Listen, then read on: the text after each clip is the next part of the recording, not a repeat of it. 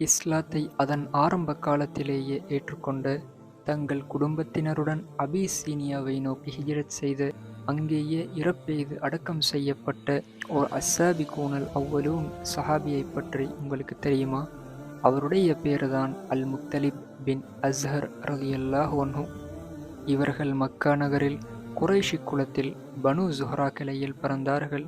இவர்களது தாயின் வழியாக பனு ஹாஷிம் கிளையுடன் தொடர்பு படுகிறார்கள். நபியவர்கள் இஸ்லாத்தை பகிரங்கமாக எத்தி வைக்கும் முன்பே இவர்கள் தங்கள் மனைவி ரம்லா பின்த் அபி அவுஃப் அஸ்ஸஹ்மியா ரலியல்லாஹு அன்ஹா அவர்களுடன் சேர்ந்து இஸ்லாத்தை ஏற்றுக்கொண்டார்கள்.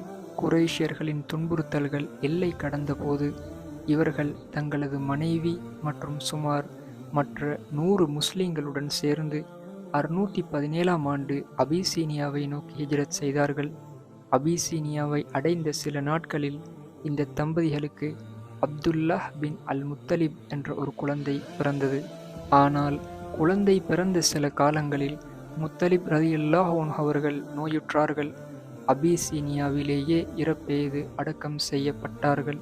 இந்த முத்தலிப் ரலியல்லாஹு அன்ஹு அவர்களின் மகன் அப்துல்லா ரலியல்லாஹு அன்ஹு அவர்களுக்கு இஸ்லாமிய வரலாற்று புத்தகங்களில் ஒரு சிறப்பு இருக்கிறது.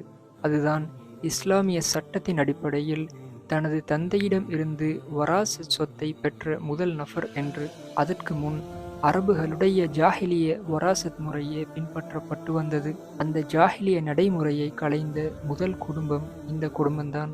இதுதான் இஸ்லாத்துக்காக தங்களது குலப்பெருமைகளை தியாகம் செய்த, இஸ்லாத்தை கடைபிடிக்கும் வழியில் தங்களது உயிரையே அர்ப்பணித்த அல் முத்தலிப் பின் அஸ்ஹர் ரலியல்லாஹு அன்ஹு அவர்களின் வாழ்க்கைச் சுருக்கம்.